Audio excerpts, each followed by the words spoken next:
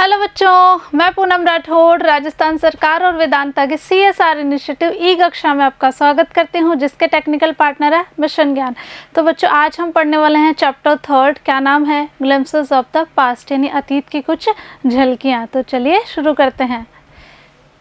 Before you read, बच्चों पढ़ने से पहले हम कुछ लाइन्स पढ़ेंगे।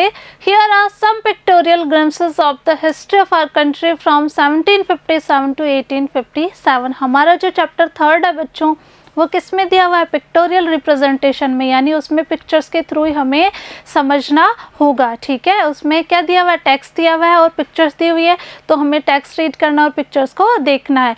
तो जो चैप्टर है बच्चों, उसमें क्या है? हमारी जो कंट्री की हिस्ट्री है 1700 से 57 से लेकर 1857 के बीच में जो भी कंडीशंस हुई थी, ठीक है, वो हम आज पढ़ने वाले हैं। These pictures and speech bubbles will help clarify your understanding of the conditions. तो ये जो पिक्चर्स हैं बच्चों, ये जो पिक्चर्स हैं और जो स्पीच बबल्स है, वो क्या करेंगे? आपको समझने में मदद करेंगी। क्या समझने में? Condition that led to the event known as the first war of independence in 1857, कि 1857 का जो प्रथम स्वतंत्रता संग्राम हुआ था बच्चों, वो क्यों हुआ था? ठीक है, आज हम इसी के बारे में जानने वाले हैं। तो चलिए शुरू करते हैं। देखिए बच्चों, at a function in Delhi, the martyrs, first क्या है? तो martyrs at a function in Delhi. Delhi में एक फंक्शन है, देखिए फोटो में, ठीक है। Oh my countrymen, let your eyes fill with tears as you recall the sacrifices of India's martyrs. जो बच्चों ये लाइन्स है, ठीक है, आपको कुछ कुछ समझ में आ रही होगी। जैसे बच्चों हम 15 अगस्त को क्या सेलिब्रेट करते हैं? Independence day, yes. और 26 जनवरी को रिपब्लिक डे, वेरी गुड। तो बच्चों हम एक फेमस पेट्रियाटिक सॉन्ग भी सुनते हैं, यानी एक देशभक्ति गाना भी हम ज़रूर सुनते हैं। कौन सा है वो गाना? ये जो हमारा चैप्टर है बच्चों, इस चैप्टर की ओपनिंग लाइन में क्या दिया हुआ है? वही गाने की 4 लाइन दी हुई है। कौन सी है?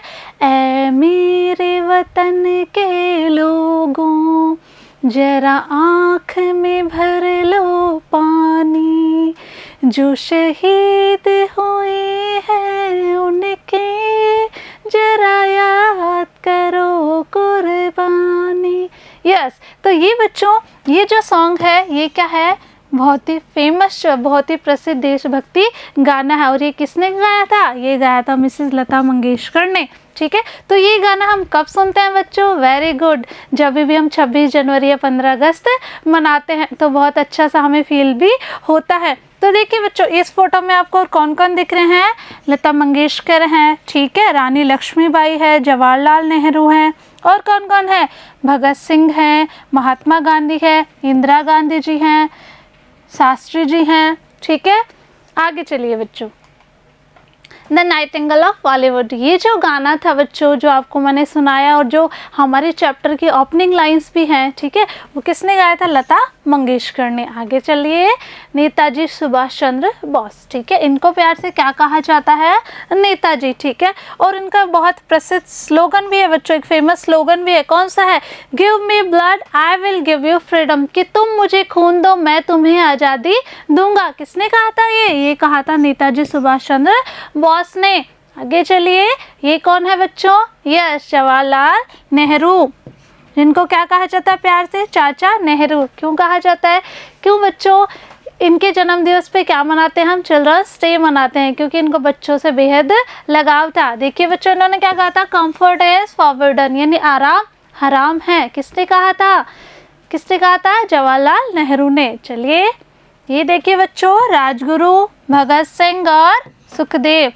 और भगत सिंह का क्या फेमस स्लोगन था? इनकलाब जिंदाबाद। नेक्स्ट देखिए, Swaraj is my birth right and I shall have it, बाल गंगाधर तिलक। बाल गंगाधर तिलक ने क्या कहा था? उन्होंने कहा था क्या? कि स्वराज मेरा जन्मसिद्ध अधिकार और मैं इसे लेकर ही रहूँगा। आगे देखते हैं, महात्मा गांधी, प्यार से क्या बुलाया जाता है इनको? बापू। और इन्होंने क्या कहा था? डू और डाई, यानी करो या मरो। नेक्स्ट देखते हैं बच्चों, कौन है? झांसी की रानी लक्ष्मीबाई। और इनका बचपन का नाम था बच्चों मणिकर्णिका। ठीक है, जब अंग्रेजों ने झांसी पे आक्रमण कर दिया था तो इन्होंने क्या कहा था, इन्होंने कहा था मैं अपनी झांसी नहीं दूंगी। कुछ लाइन्स है बच्चों इनके बारे में। उखाड़ फेंका हर दुश्मन को जिसने झांसी का अपमान किया, ठीक है। मर्दाने की परिभाषा बनकर आज़ादी का पैगाम दिया, ठीक है। आगे चलते हैं। देखिए बच्चों, अब हम हमारा चैप्टर शुरू करते हैं। हमारी ओपनिंग लाइन्स कौन सी थी, किसने गाई थी? हमारी जो ओपनिंग लाइन्स थी वो किसने गाई थी बच्चों? यस, वो गाई थी लता मंगेशकर ने। देखिए बच्चों, द कंपनी कॉन्क्वेस्ट हमने फर्स्ट पढ़ा था द मार्टिस, ओके। अब देखिए बच्चों, किस कंपनी की बात हो रही है? ईस्ट इंडिया कंपनी की बात हो रही है। और India 1765 with its superior weapons, the British East India Company was extending its power। जो ईस्ट इंडिया कंपनी थी उसके पास सर्वश्रेष्ठ हथियार थे, ठीक है। और उन हथियारों के बलबूते वो क्या कर रही थी, हमारे भारत में 18वीं शताब्दी में क्या कर रही थी, अपना विस्तार कर रही थी। आगे देखते हैं। अब देखिए बच्चों, इंडियन प्रिंसेस वर शॉर्ट साइटेड, यानी जो भारतीय राजा थे वो क्या थे, अदूरदर्शी थे। That upstart Rajaba called the English merchants, they will help me to defeat him। अब जो राजा थे बच्चों, उनके भी तो कई दुश्मन हुआ करते थे, तो वो दुश्मन जाके किससे मिल गए थे, अंग्रेजों से मिल गई थी। और जो नवोदित राजाबा था उसने क्या कहा कि अंग्रेज व्यापारियों को बुलाओ और ये मुझे क्या करेंगे, मदद करेंगे उनको हराने में। देखिए बच्चों, the people had no peace due to the such constant fight। और इतनी ज़्यादा लड़ाइयाँ होती थी कि लोगों को शांति नहीं मिल पा रही थी। ये देखते हैं। अब देखिए बच्चों, the rivalries have the east India company and it could easily subdue Indian princess one by one. ध्यान से देखिए बच्चों, राइवलरीज यानी प्रतिद्वंदी है, विरोधी। किसके विरोधी की बात चल रही है यहाँ पे? यस, जो भारतीय राजा थे बच्चों, उनके जो विरोधी थे वो लोग किससे मिल गए थे जाकर, वो मिल गए थे ईस्ट इंडिया कंपनी से। इसकी वजह से क्या हुआ, एक के बाद एक राजाओं को उनकी सत्ता से हटा दिया गया था और ईस्ट इंडिया कंपनी ने क्या किया था, भारत में अपना विस्तार कर लिया था। देखते हैं बच्चों, ये है टीपू सुल्तान और ये कहाँ के शासक थे, मैसूर के। A far-seeing ruler like the brave Tipu of Mysore fought the British till he died fighting। यानी जो मैसूर के शासक थे बच्चों, टीपू सुल्तान, वो अपनी अंतिम सांस तक किससे लड़े थे, अंग्रेजों से लड़े थे। नेक्स्ट चलते हैं, आगे देखिए। How did Indian react to these conquest. अब जो ईस्ट इंडिया कंपनी थी बच्चों, उसने क्या किया, धीरे धीरे वो अपना प्रसार करती जा रही थी। तो इसके बारे में लोगों के क्या विचार थे, हम इस स्लाइड्स में यही पढ़ेंगे, okay. Thank God there is peace in the country now, no more wars and no looting by thugs. अब बच्चों, ये व्यक्ति जो है ये क्या कह रहा है, ये कह रहा है कि भगवान का शुक्रिया, अब यहाँ पे क्या हो गया, शांति हो गई है। अब इस देश में ना तो कोई ज़्यादा युद्ध होंगे और ना ही लूटपाट होगी और ना ही लोग हमें ठग पाएंगे, ठीक है। ये इस व्यक्ति ने कहा है, क्योंकि ये लोग क्या दे रहे हैं, सब अपने अपने ओपिनियन दे रहे हैं, सब अपने अपने मत दे रहे हैं। अब बच्चों, ये क्या कह रहा है, ये व्यक्ति कह रहा है our destiny is linked with them, कि हमारा जो भाग्य है वो किससे जुड़ा हुआ है, अंग्रेजों से जुड़ा हुआ है। अब इस व्यक्ति ने कहा है बच्चों, it is God who send the British, कि ये भगवान ही है जिन्होंने किसको भेजा था, ब्रिटिश यानी अंग्रेजों को भेजा है।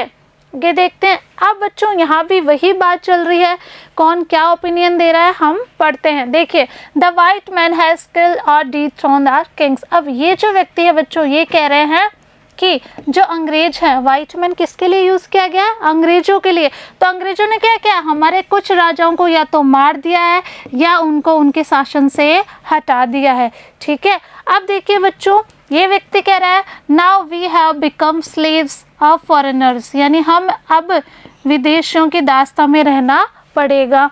ये व्यक्ति कह रहा है सम किंग्स वर नॉट गुड, कि कुछ राजा अच्छे नहीं थे, बट आफ्टर ऑल, लेकिन दे वर ऑफ दिस लैंड, लेकिन वो क्या थे, कम से कम हमारी धरती के तो थे। यानी अब हमें विदेशियों की दास्तां स्वीकारनी पड़ेगी। कुछ राजा जो थे वो ठीक नहीं थे, लेकिन फिर भी वो हमारे अपने थे, वो हमारे अपने देश के थे। अब बच्चों, कुछ आपके लिए ग्रामर सेक्शन है, एक बार वो देख लेते हैं।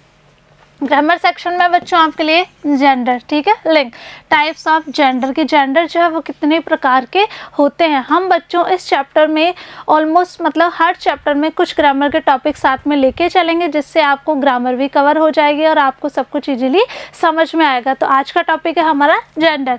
फर्स्ट है मस्कुलिन जेंडर, किसको रिप्रेजेंट करता है, मेल को, ठीक है, पुरुष जाति को, बॉय और फादर हो गया।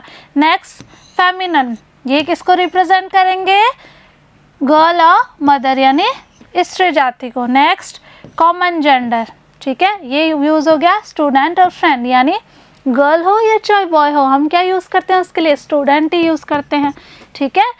आगे देखिए न्यूटर जेंडर, हाउस और चेयर। न्यूटर जेंडर मतलब बच्चों जिन चीज़ों में लाइफ नहीं होती, नॉन लिविंग जो चीज़ें होती है ना, उनके लिए क्या यूज़ करते हैं हम, न्यूटर जेंडर यूज़ करते हैं। ध्यान से देखिएगा, न्यूटर जेंडर कहाँ यूज़ किया जाएगा, हाउस एंड चेयर, यानी जिन चीज़ों में लाइफ नहीं होती, मीन्स लाइफ लेस चीज़ों के लिए किसका यूज़ किया जाता है, न्यूटर जेंडर का, ओके।